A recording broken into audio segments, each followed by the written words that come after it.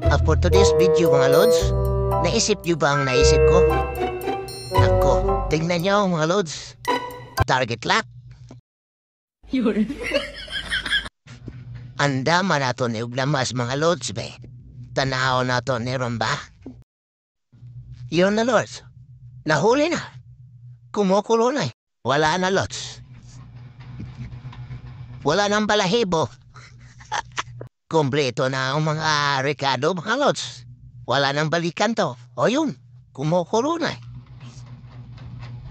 Kabilis lang pala mga lods. O yun, o. Maya-maya nito lods, kainan na naman. Tingnan nyo, o. O, kasarap nan.